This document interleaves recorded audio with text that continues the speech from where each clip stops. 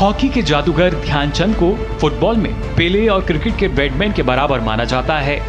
कहते हैं जब वे हॉकी लेकर मैदान में उतरते थे तो गेंद इस तरह उनकी स्टिक से चिपक जाती थी जैसे वे किसी जादू की स्टिक से हॉकी खेल रहे हों। ध्यानचंद ने हॉकी में जो कीर्तिमान बनाए उन तक आज कोई भी खिलाड़ी नहीं पहुंच सका है। ध्यानचंद का जन्म 29 अगस्त 1905 को इलाहाबाद में हुआ था, जो अब प्रयागराज के नाम से जाना जाता है। प्रारंभिक शिक्षा के बाद 16 साल की उम्र में वो सिपाही के तौर पर सेना में भर्ती हो गए। ध्यानचंद को हॉकी खेलने के लिए प्रेरित करने का श्रेय रेजिमेंट के एक सूबेदार मेजर तिवारी को जाता है। उनकी देखरेख में ध्यानचंद हॉकी खेलने लगे। दूसरे विश्व युद्ध से पहले ध्यानचंद ने 1928 एम्स्टर्डम, 1932 लॉस एंजलिस और 1936 बर्लिन में लगातार 3 ओलंपिक में भारत को हॉकी में स्वर्ण पदक दिलाने में अहम भूमिका निभाई।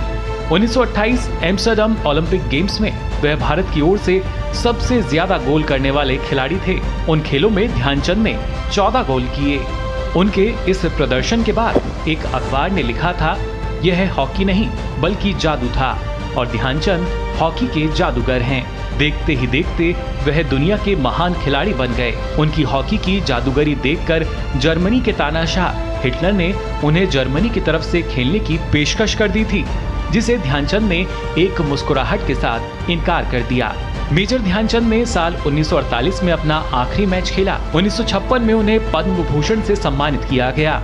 ध्यानचंद के जन्मदिन को भारत का राष्ट्रीय खेल दिवस घोषित किया गया। इसी दिन खेल में उत्कृष्ट प्रदर्शन के लिए राष्ट्रीय पुरस्कार, खेल रत्न, अर्जुन और द्रोणाचार्य पुरस्कार प्रदान किए जाते हैं। भारतीय ओलंपिक संघ ने ध्यानचंद को शताब्दी का खिलाड़ी घोषित किया था। ध्यानचंद के सम्मान में भारत में खेलों के सर्वोच्च सम्मान खेल रत्न का नाम हॉकी के जादूगर मेजर ध्यानचंद के नाम पर किया गया। करीब 4 दशक तक विश्व हॉकी जगत के शिखर पर जादूगर की तरह छाए रहने वाले मेजर ध्यानचंद का 3 दिसंबर 1979 को नई दिल्ली में देहांत हो गया।